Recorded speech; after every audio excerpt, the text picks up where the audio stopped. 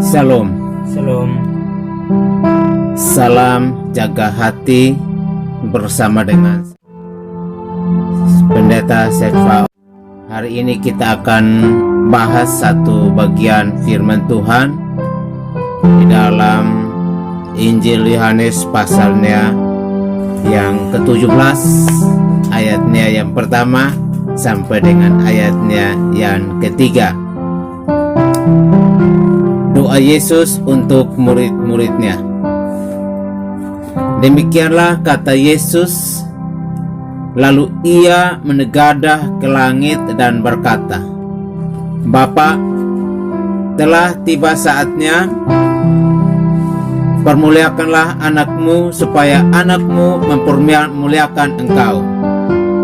Sama seperti engkau telah memberikan kepadanya kuasa atas segala yang hidup, demikian pula ia akan memberikan hidup yang kekal kepada semua yang telah engkau berikan kepadanya.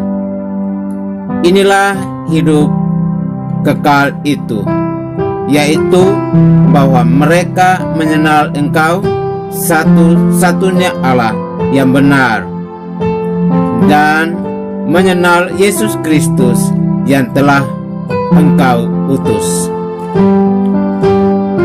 Saat ini Yesus mendoakan murid-muridnya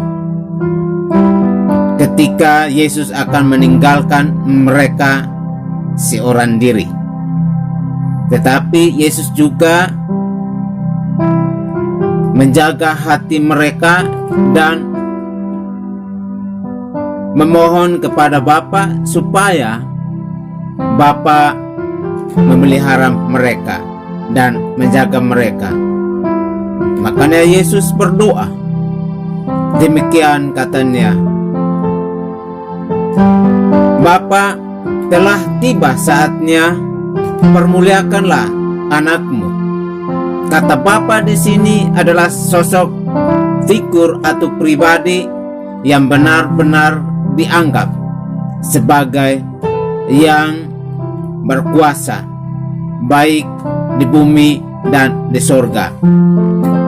Bapa di sini kalau secara lahiriah adalah orang tua dari anak-anak atau suami dari seorang istri yang menafkahi dan memberikan perhatian dan memikirkan masa depan rumah tangganya. Nah, Yesus Kristus memanggil Bapa, itu menandakan bahwa kita tidak jauh, kita tidak lagi disebut sebagai hamba, tetapi kita disebut sebagai anak.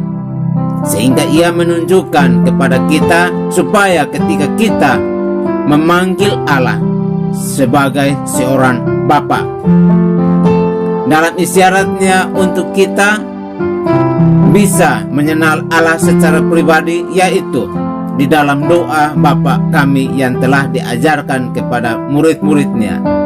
Ketika murid-muridnya meminta Yesus untuk mengajarkan doa seperti murid-murid Yohanes yang diajarkan oleh Yohanes untuk berdoa, demikian juga Yesus mendoakan murid-muridnya dan mengajari mereka untuk berdoa. Nah, doa ini adalah secara pribadi ditulis oleh Rasul Yohanes kepada kita. Kalau di Injil lain, di Matius, Markus, dan Lukas tidak tercatat di sana. Tetapi ini terpenting di Yohanes pasalnya yang ke-17 ini.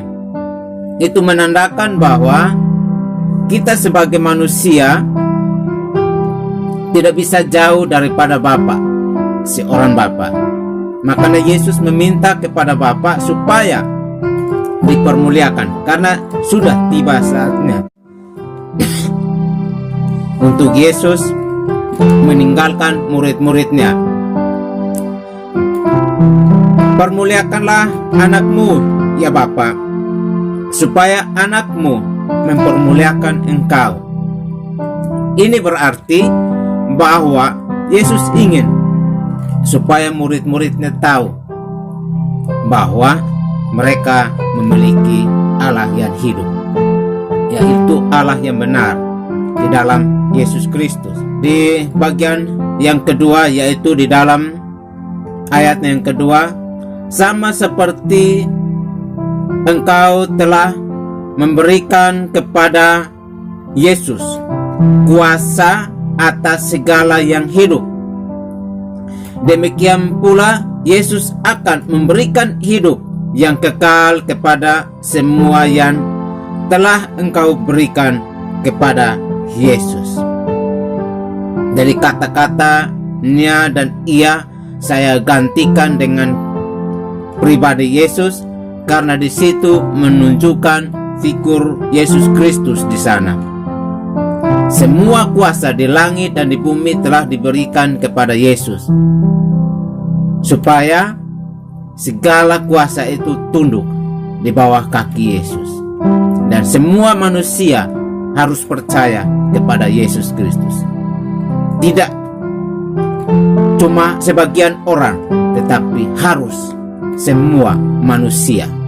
Itu yang Yesus inginkan, dan itu yang Bapa inginkan, agar murid-muridnya tahu mereka harus memberitakan Injil itu kepada orang.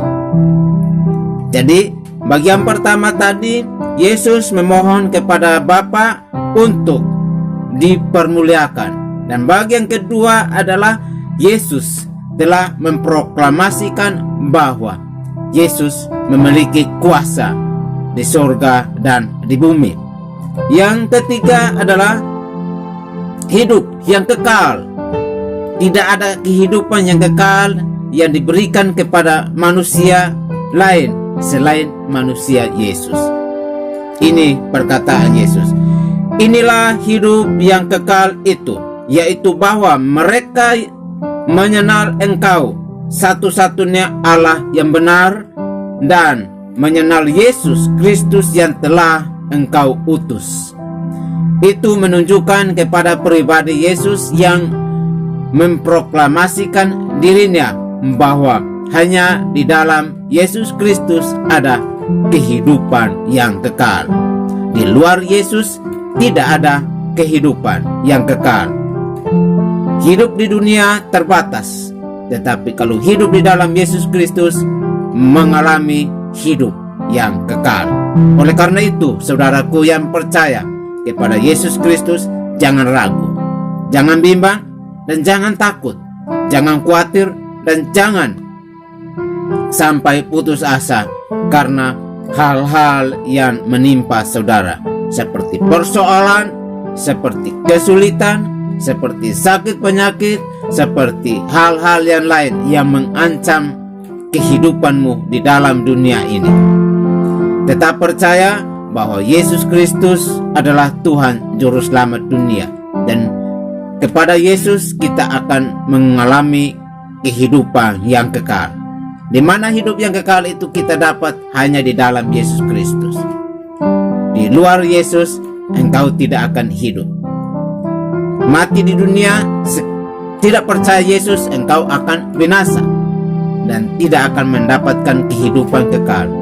Tetapi you mati di dalam dunia dan percaya Yesus bahwa Ia adalah Juru Selamat manusia, engkau mati di dunia tapi hidup di surga yang kekal, dan engkau tidak akan mengalami kematian yang kedua. Mati yang pertama di bumi untuk tubuh yang fana ini, tetapi ketika mati di surga adalah kematian yang kekal, yaitu orang-orang yang tidak percaya kepada Yesus Kristus. Mereka akan mengalami kematian yang kekal, karena Yesus memiliki kuasa di bumi dan di surga untuk kehidupan kekal itu, karena Bapa telah memberikan kepadanya nama di atas segala nama. Amin. Tuhan Yesus memberkati kita semua, dan salam jaga hati, serta berikan like, berikan subscribe, dan juga sharekan kepada teman-teman. Shalom.